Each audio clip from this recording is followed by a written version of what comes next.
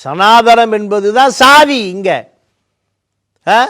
நான் இப்போ பள்ளிக்கூடத்தில் படிக்கிற காலத்தில் சாணார், இப்போ நாடார். ஒரு ஒரு நான் இப்போ பிறந்து வளர்ந்தாலும் கொங்கு பெல்ட்டில் நான் நேரடியாக அனுபவிச்சிருக்கேன். வேடிக்கை பார்த்தோ இல்லை சினிமாவில் பார்த்தோ யாரோ கேட்டோ அல்ல. நான் பிறந்து வளர்ந்தாலும் கொங்கு பெல்ட்டில் திருப்பூரில் என்னுடைய நண்பன் ஒருவனுடைய அக்கா கல்யாணத்துக்கு போயிட்டு சாப்பிட்டு வந்துட்டேன். வந்த பிறகு என்னுடைய நண்பனுக்கு அடி. ஏன்டா அந்த சாணா பையனை கொண்டு வந்து பந்தியில் சாப்பிட்டு அவன் இலையை வச்சுட்டு போயிட்டான்.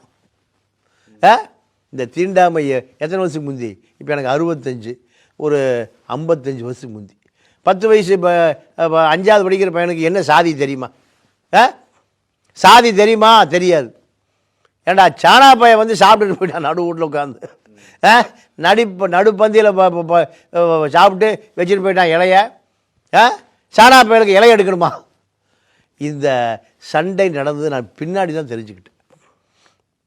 அதற்கு பிறகு நீங்கள் ஒரு குறிப்பிட்ட சாதி கல்யாணத்தில் நண்பன் படித்தவன் கூப்பிடவே மாட்டான். இதெல்லாம் மாறுவதற்கு 10 வருஷம் 20 வருஷம் ஆச்சுன்னு வச்சுங்க. ஆனால் அந்த சாதிய தீண்டாமை என்பது எனக்கு 10 வயசுலேயே தெரிஞ்சுது. அப்போ இன்று வரை அந்த மாறும் என்பது மாறாதது என்பது இன்னைக்கு வரைக்கும் சாதி மாறவே இல்லை. உலகத்தில் எல்லாம் மாறிக்கொண்டே இருக்கிறது. மாறும் என்பதே மாறாதது, அது மாறிட்டே இருக்கும். ஆனால் இந்த சாதிங்கிற ஒரு கட்டமைப்பு, சனாதனம் என்ற கட்டமைப்பு இன்னும் அப்படியே தான் இப்படியா இருக்கு. அப்போ இதற்கு யார் தேவைப்படுகிறார்? தந்தை பெரியார் தேவைப்படுது. 1954 சாதி ஒழிப்பு மாநாடுன்னு எப்போ நடத்தினார்? 1954. இன்னைக்கு நடத்த முடியுமா? இன்னைக்கு நடத்த முடியுமா?